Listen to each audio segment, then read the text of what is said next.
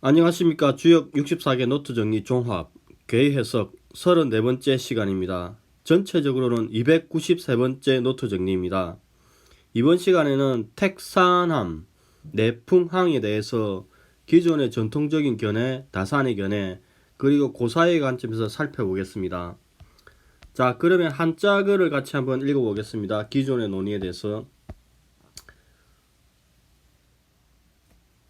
함, 형, 이정, 친역일.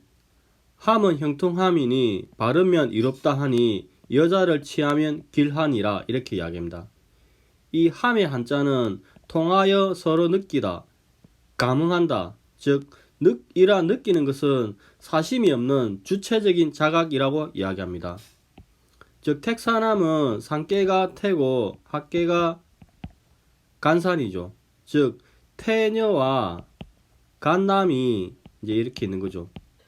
그래서 태소녀가 간남 위에 있다고 이야기합니다. 그리하여서 산깨태는 연못, 어린 소녀, 무당, 말, 음식, 회절, 가을, 기쁨, 서쪽, 어둠의 상이 있다고 이야기합니다. 학계가는 산, 정지, 멈춤, 소남, 절제, 열매, 좁은 길의 상이 있다고 이야기합니다. 그리하여서 연못은 못은 위에 있고 그 다음에 산은 아래에 있어서 음기가 위로 올라가고 양기가 아래로 내려오니 두 기가 감응을 한다고 이야기합니다.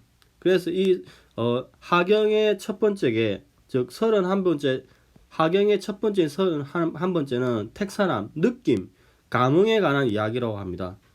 그래서 여기서 이제 대상전에서 허수인 마음을 비우고 다른 사람을 받아들이라고 하는데 이 받아들이는 범위가 어디까지인가 에 관한 논의를 한 적이 있습니다. 자, 여기가 일반적인 설명입니다. 그러면 고사역의 관점에서는 이 택산함을 어떻게 보는지 한번 살피겠습니다. 택산함은 이제 여자가 느끼는 것을 소재로 남녀의 사랑 이야기를 하고 있다고 이야기합니다. 그럼 한자글을 한번 보겠습니다.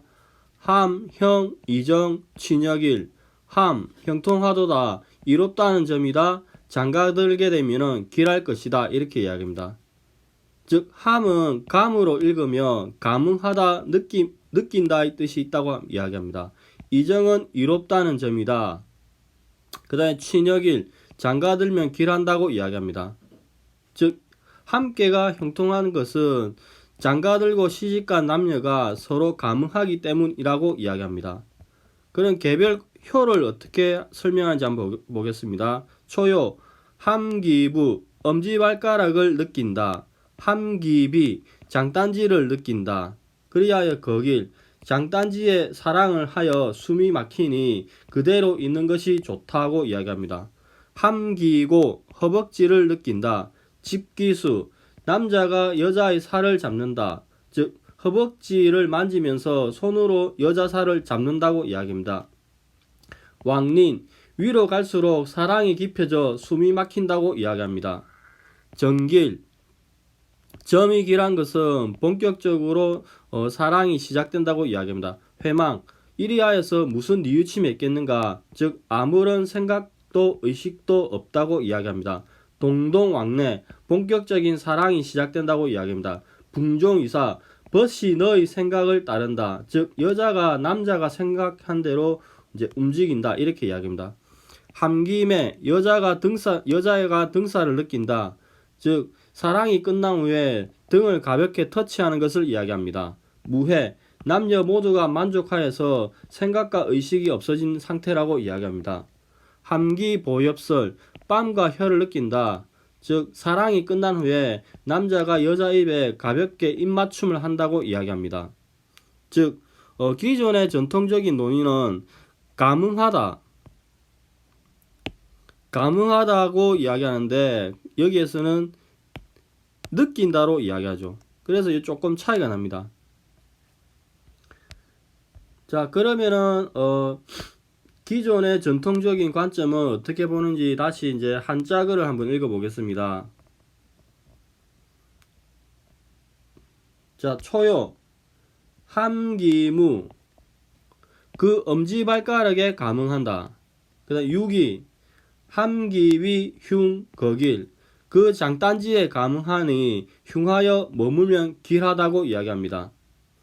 그래서 이제 이 다리에서 장단지 해가지고 점점 상승을 하는 그런 형국에 있죠. 그 다음에 93 함기고 직기수 왕린 그 넓적다리에 감응하니 그 따름을 고집하니 나아가면 인색하리라 해가지고 이제 직기수의 의미에 대해서 어떻게 살피는지 살펴봤습니다. 그 다음에 94 정길회망 동동왕래 붕종이사 구사는 고으면 길하고 후회함이 없으리라 그리워하고 그리하면서 가고 오미니 벗이 나의 뜻을 따름이니라 이렇게입니다. 그래서 붕종이사와 동동왕래의 의미에 대해서 이야기해드린 바 있습니다. 그 다음 95 함김의 무해 그 등에 감응함이라 후회함이 없다 이렇게입니다. 이 당시에 이제 등 매의 의미에 대해서 어떤 상징성을 가진지 복잡한 논의를 했는데 그때 또 조금 까다로웠죠. 그 다음 상육 함기보엽설 그 위턱과 뺨과 혀에 감응한다고 이야기합니다. 자 여기까지가 기존의 논의이고 다산의 관점을 한번 보겠습니다.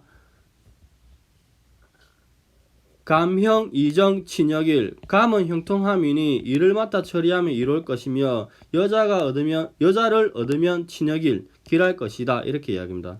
자 이게 총론적인 설명이죠. 자 제가 그 주역 64개를 전체적인 패턴을 보면은 제일 처음이 기초입니다. 그 다음에 개별 노트 정리를 했고 그 다음에 종합입니다. 그래서 기초편 제일 처음 1에서 5까지가 이제 소성계, 8소성계에 대해서 이제 설명한 게 있습니다. 여기가 가장 제일 중요하다고 볼 수 있습니다. 그 다음에 6이 효변 추이, 다산의 효변과 추이에 대해서 설명드린 적이 있습니다. 그래서 이 기초편이 1부터 6까지 있습니다. 이것을 기초로 하여서 개별 노트 정리를 7번부터 시작을 했습니다. 그래서 제일 처음 한 게 49 택화혁입니다. 49부터 시작해가지고 63, 64 기재계와 미재계를 하고 난 다음에 다시 상경 3번부터 수레둔부터 이제 시작을 한 거죠. 그리고 그다음에 합경 31번 택사함까지 갔습니다. 그러니까 저는 64개 노트 정리한 것을 이거 택화혁부터 제일 먼저 시작을 했습니다. 그래서 제가 한 유튜브를 보시려면은 택화혁부터 보시면 됩니다. 그리고 난 다음에 다 끝나고 난 다음에 이제 다시 한 게 괴의 순서 해가지고 한번 정리를 3번인가 정리를 한 것이 있습니다. 그리하고 난 다음에 이제 전체적으로 다시 하기 위해서 주역 64개 노트 종합 해가지고 이제 종합편을 만들어서 괴의 해석 첫 번째 편은 여기에 있는 기초를 다시 정리해 가지고 이제 만든 거죠. 그래 괴의 해석 2강부터 5강까지는 점을 실제적으로 적용한 사례를 알려드렸습니다. 그리고 괴의 해석 6부터 10까지는 변효와 점을 구체적으로 동전점을 치는 구체적인 방법을 설명을 드렸습니다. 그러니까 이제 2부터 10까지는 실전 사례, 실제 응용을 어떻게 하는지 알려드렸습니다. 이게 다 끝나고 난 다음에 다시 이제 64개 종합 괴의 해석 12번부터는 제가 이제 지금 계속 소개하는 고사역의 관점에서 주역을 기존의 전통적인 논의와 달리 이야기의 관점에서 설명드리는 김상석 교수님의 견해가 너무 좋아가지고 이것을 설명을 드리고 있습니다. 김상석 교수님 책을 구해서 읽으시면은 기존의 주역에서 모호했거나 불분명한 부분에 대해서 교수님이 이것을 정리를 하여서 명확하게 설명을 하고 있으니까 여력이 되시는 분은 꼭 이 책을 한번 읽어보시기 바랍니다. 책이 너무 좋아가지고 아마 이 책을 보시면은 한 단계 업그레이드 될 거라고 저는 확신을 하고 있습니다. 그러니까 꼭 한번 읽어보시기 바랍니다. 자 이렇게 정리를 했으니까 이제 제가 계속 49번부터 해가지고 지금 3번 상경을 했고 지금 하경, 택산압 첫 번째를 하고 있습니다. 계속 이제 이어 나가겠습니다. 택산압 이제 초육을 보면은 함기무 그 엄지발가락을 느낀다. 6이 함기비 흉 거길 그 장단지로 즐거움 감흥을 느끼니 흉하지만 머무르면 길하다고 이야기합니다. 그 다음에 이제 6.3 9.3 함기고 집기수 왕린 그 허벅지로 느낀다. 자리를 뒤쫓아오던 사람을 오히려 붙잡을 것이다. 가더라도 허물을 고침에 인색함이 있을 것이다. 이렇게 이야기합니다. 그 다음 9.4 정길 회망 동동 왕래 봉종이사 이를 맡아 처리하면 길할 것이다. 바뀌는 것은 없을 것이며 벗을 그리워하며 마치 어린이처럼 들뜬 마음으로 왕래하니 벗들이 지금 이곳에 없는 너를 생각하며 그리워할 것이다. 이렇게 이야기합니다. 그 다음 이제 9.5와 상륙에 대해서 보겠습니다. 9.5 함김의 무해 그 등뼈에 붙은 살로 느낀다. 바뀌는 것은 없을 것이다. 상륙 함기 보협설 그 광대뼈로 느끼니 그것은 곧 빵과 혀처럼 서로 일체가 되어 느끼는 것을 말한다. 이렇게 이야기합니다. 자, 여기까지가 이제 기존의 논의와 다산의 관점인데, 그러면 고사역에서는 이 택산함의 이야기를 어떻게 구성하는지 한글 정리를 읽어보겠습니다. 함의 중심 인물은 여자이며 주요 내용은 사랑을 하는 것이다. 함은 여자가 느끼는 것을 소재로 시집간 남녀가 사랑을 하는 이야기이다. 함은 느끼다, 감흥하다. 형은 형통하다. 즉 장가들고 시집간 남녀가 서로 감흥하니 형통하다고 이야기합니다. 친역일 장가들면 길하다. 즉 장가들어 남녀가 서로 감흥하니 길하게 될 것이다. 이렇게 이야기합니다. 그러면 초요부터 보겠습니다. 함김에 엄지발가락을 느낀다. 즉 무는 엄지발가락이다. 즉 남자가 여자의 엄지발가락을 사랑을 하는 것이다. 이는 장가들고 시집간 남녀가 사랑을 시작하는 것을 이야기합니다. 함기비 장단지를 느낀다. 즉 여자가 장단지를 느낀다는 것은 남자가 사랑을 한다는 것이다. 흉하다는 것은 그냥 서툴게 표현을 했다고 이야기합니다. 여자가 숨이 막혀서 넘어간다는 이야기입니다. 거기 머무르면 길하다. 즉 남자가 여자의 장단지를 사랑을 하여서 여자가 숨이 막히니 그냥 그대로 있는 게 좋다는 말입니다.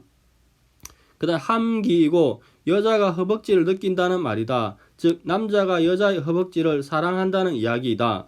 집기수 남자가 여자의 살을 잡는다. 즉 남자가 여자의 허벅지를 사랑을 하면서 손으로 여자의 살을 잡는다는 이야기이다. 왕린 가면 어렵다. 즉 위로 올라갈수록 사랑이 깊어지니까 숨이 넘어갈 지경이다. 이렇게 표현을 하십니다. 그다음 9.4를 보겠습니다. 정길, 점은 길하다. 즉 길한 것은 본격적으로 사랑을 하기 때문이다. 회망, 뉘우침이 없어진다. 즉 장가들 시집 남녀가 사랑을 하는 행위에 무슨 뉘우침이 있겠는가. 즉 아무런 생각이 없다. 의식도 없다. 이 말이죠. 동동왕래, 본격적으로 사랑을 하는 행위를 묘사를 한 것이다. 붕종이사 벗이 너의 생각을 따른다. 즉 여자가 남자의 생각대로 움직인다는 이야기입니다. 그다음 9.5 함김에 여자가 등사를 느낀다는 이야기다. 즉 등사를 사랑한다. 즉 이는 사랑이 끝난 뒤에 남자가 여자의 등에 살짝 이제 가볍게 터치한다. 이런 말이죠. 그다음 무회 뉘우침이 없다는 이야기다. 즉 아무런 생각이 없다. 즉 서로가 모두 만족하여서 생각이 없다는 말이다. 그다음 함기 보협설 여자가 뺨과 혀를 느낀다는 이야기다. 즉 뺨과 혀를 이제 키스를 한다는 말이죠. 성행위가 끝난 후에 가볍게 입맞춤을 한다고 이야기합니다. 기존의 전통적인 논의와 달리 매우 구체적으로 설명을 하고 있습니다. 이렇게 이제 기존의 논의와 다산의 관점, 고사의 관점을 살핌으로써 주역에 대한 이해를 넓히는 게 이 유튜브의 목적입니다. 그러니까 이걸 참고해서 공부를 하시면 될 것 같습니다. 그 다음에 뇌풍항에 대해서 살펴보겠습니다. 글자를 보겠습니다. 항형, 무구, 이정, 이유황. 항은 형통해서 허물이 없으니 바르게 함이 이로우니 이 유유왕 갈 바가 있으면 이롭다고 이야기합니다. 그 상께는 내고 학계는 풍이죠. 그래서 이거를 보면은 택사남은 태소녀가 간남가 이렇게 있는데 태소녀가 간남위에서 이렇게 있으면서 느끼는 감흥하는 어찌 보면 연애하는 거죠. 근데 이제 32 내풍항은 이렇게 진장남과 손장녀가 부부의 연을 맺고 있다. 그래서 항상된 도리를 지킨다. 뭐 이런 식으로 설명하기도 합니다. 그리하 해서 이 항의 의미는 장구하다, 길다, 그 꾸준함을 유지한다. 이렇게 합니다. 그러면은 여기서 이 입불력방을 보면은 뜻을 세우되 바꾸지 않는다고 합니다. 그래서 반듯한 도를 바꾸지 않는다. 현실적으로 정책적 틀의 변동이 없는데 이 불령방을 변하지 않는 고정된 것이라고 보면 되는 게 아니라 고정된 상태로 보는 것이 아니라 뒤에가 중요합니다. 변화하면서도 일정한 틀을 벗어나지 않는 것이다. 즉 항구함은 하나의 고정된 변화하지 않는 고집을 말하는 것이 아니라 상황에 따라 적절하게 변하는 환경에 맞게 자신을 변화하는 것을 말하는데 이때 세상이 어떻게 변하는지 잘 알아야 하며 그러한 변화에는 때와 정도가 있다. 즉 여기서 보면은 시의성에 맞게 적절하게 변화하되 그 본질은 변하지 않는 게 한계의 성질이 있다고 이야기합니다. 그래서 우리가 항상성을 유지한다는 의미에서 고정된 실체로서 존재한다는 그런 의미가 아니라 시의성에 맞게 적절하게 처신하면서도 그 본질은 변하지 않는 그런 의미에서 항을 해석해야 된다고 이야기합니다. 그리고 이제 황태영 교수님 책을 읽어보면은 이 점을 쳤을 때 오래 가야 할 것이 나오는 경우와 오래 가야 되지 않아야 될 것이 나온 경우에 이 항의 의미가 달라진다고 이야기합니다. 예를 들어서 부부의 돈은 한 개를 받으면 좋은데 적폐 인사에 관한 우리가 내쳐야 될 적폐에 관한 한 개가 나오면은 조금 해석이 다르게 나올 수 있죠. 그래서 이것을 조금 고민을 할 필요가 있습니다. 즉 오래 가야 할 것과 오래 가야 하지 않을 것에 대한 한계, 예를 들어 적폐에 관한 한계가 나오면은 이 한계를 좋지 않다고 봐야 되지 않을까? 황태영 교수님은 그렇게 보고 있습니다. 항구함에 관한 도인 일반적인 한계는 이러한 설명이 있는데 그러면 한계를 고사역에서는 이야기를 어떻게 구성하는지 한번 보겠습니다. 고사역에서는 한계를 사냥을 하여서 항상 짐승을 잡는 것과 잡지 못하는 사냥꾼에 관한 이야기라고 합니다. 그런 한자를 보겠습니다. 항형, 무구, 이정, 이유왕. 항은 형통하도다, 허물이 없다, 이롭다는 점이다. 갈 곳이 있으면 이룰 것이니라. 이렇게 이야기합니다. 그 항은 항상상, 항구하다 이 뜻이 있다고 이야기합니다. 그래서 형은 형통하다, 이정은 이롭다는 점이다. 점에 무르는 이롭다. 이유왕, 갈 곳이 있으면 이롭다고 이야기합니다. 그래서 이 전체적인 이야기는 사냥꾼이 사냥을 가서 짐승을 잡는 것에 관한 이야기라고 합니다. 자, 그러면 개별효를 한번 보겠습니다. 준항, 초육, 함정을 판 것이 오래되었다. 즉 짐승을 잡기 위해서 함정을 깊게 파고 여러 곳을 팠는데 그것이 오래되었다고 이야기합니다. 정흉, 이것이 흉한 것은 함정을 판 게 오래되었기 때문이다. 이렇게 합니다. 무율이, 사냥꾼이 함정을 판 게 오래되어서 그 사이에 짐승을 잡을 수 없게 되었으니 이룰 것이 없다고 이야기합니다. 회망, 함정에 짐승이 걸려들어 잡으니 뉘우침이 없다. 이렇게 합니다. 93. 불항기덕, 이 덕은 득, 얻다의 의미다. 얻다의 의미. 여기서는 즉 사냥을 하여 항상 짐승을 잡는 것은 아니다. 혹승지수, 사냥꾼이 짐승을 잡지 못해 부끄럽다고 이야기합니다. 즉 한 마리도 못 잡은 일이 어찌 보면 있을 수 있죠. 자주 있을 수 있는데 이것을 수치스럽게 여긴다고 이야기합니다. 정린, 점이 어려운 것은 함정에 함정에 한 마리도 걸려들지 않아서 아무것도 못 잡았 상황을 정린이라고 이야기합니다. 그 다음에 전무금, 사냥을 하는데 새와 짐승이 없다. 한기덕, 이 덕도 우리 그 도덕에서 이야기한 덕이 아니라 덕으로 해석을 합니다. 그래서 항상 짐승을 잡는다. 정부인기, 부인이 기란 것은 짐승을 잡아오니까 배불리 먹을 수 있기 때문에 부인에 관한 점은 길하죠. 부자흉, 신랑에 관한 점, 남편이 흉한 것은 남편은 항상 짐승을 잡아오지도 못하고 또 생고생하니까 남편은 흉이라고 이야기합니다. 그래서 진흉, 우레와 비가 오래되었다고 이야기합니다. 즉 날씨가 오랫동안 좋지 않았다고 이야기합니다. 이렇게 고사역은 사냥을 하는 관점에서 이야기합니다. 그러면 기존의 전통적인 논의는 이 한자를 어떻게 보는지 한번 보겠습니다. 자, 초구를 보겠습니다. 준항정흉 무유리 초역은 항을 깊게 함이라 고자도 흉하니 이룰 게 없다. 그래서 이 준자의 해석에 대해서 깊게 항상심을 깊게 한다는 의미가 어떤 것인지 이제 설명을 드린 적이 있습니다. 그다음에 회망 뉘우침이 없다. 그다음 93 불항기덕 혹승지수 정린 그 덕에 항상됨이 없으리라 혹 부끄러움을 이어받는 것이니 발음이라도 흉하다 이렇게 얘기합니다. 그 다음에 전무금 94 사냥을 하는데 새가 없다.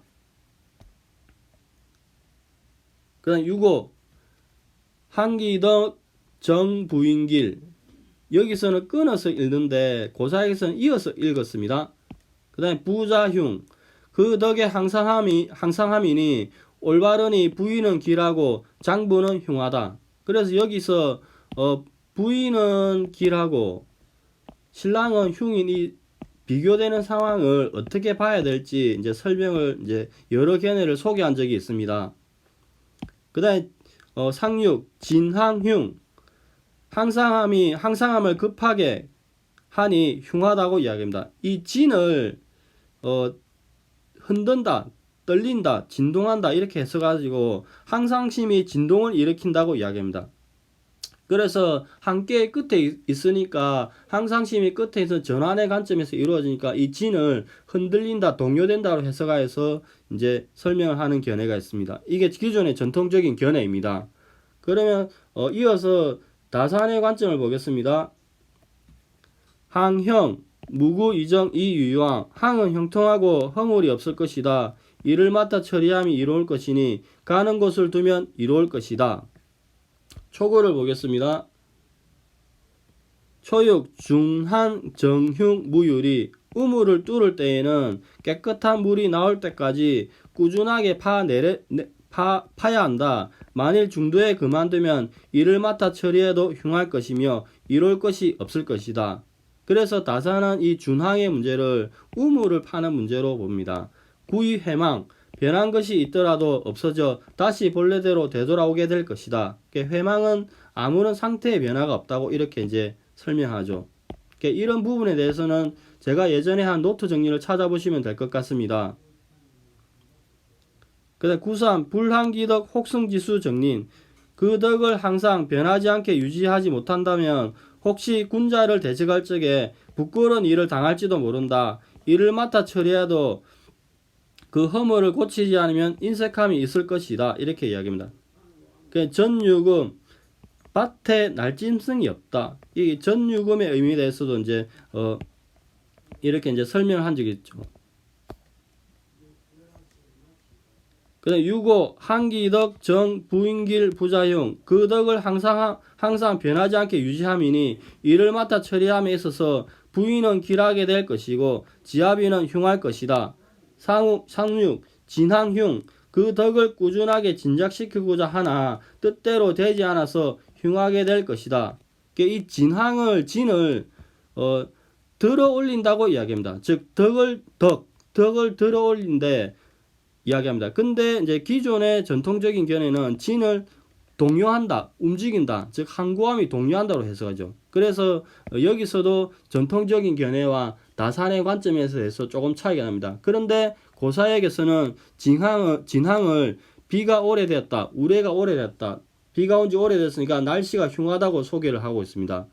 자, 그러면은 전체적인 고사역에서는 이 이야기를 어떻게 구성하는지 그 한글 정리한 것을 보겠습니다. 내풍항은 사냥이다. 즉 사냥을 하여서 항상 짐승을 잡을 수 없음에 관한 이야기라고 합니다. 항이 형통한 것은 사냥꾼이 사냥을 가기 때문이다. 이정 이롭다는 점이다. 이 유효한 갈 곳이 있으면 이롭다. 즉 항이 형통하고 허물이 없고 이로운 것은 사냥꾼이 사냥을 하여서 짐승을 잡기 때문이라고 이야기합니다.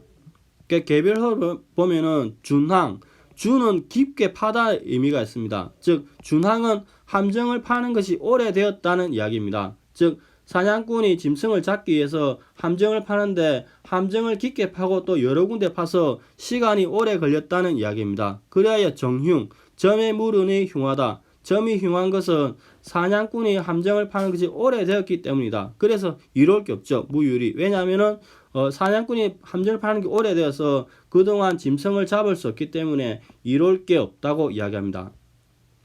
구이, 회망, 전유금, 전유금은 이제 괄호를 넣어가지고 이런 의미가 생략되어 있다고 이야기합니다. 사냥을 하는데 새와 짐승이 있으니까 결국 새와 짐승을 잡았으니 회망, 뉘우침이 없다고 이야기합니다. 그 다음 구삼, 불한기덕, 기는 대명사로 짐승을 말한다. 덕은 획득할 때 득, 이 덕으로 해석을 합니다. 획득할 때 덕으로 읽으면 짐승을 잡는다는 획의 의미이다. 즉 불한기덕은 사냥을 하더라도 항상 짐승을 잡는 것은 아니라고 이야기합니다. 혹승지수, 혹승지수는 사냥꾼이 짐승을 잡지 못해서 부끄러움을 받는다. 즉 수치스럽게 여긴다는 이야기죠.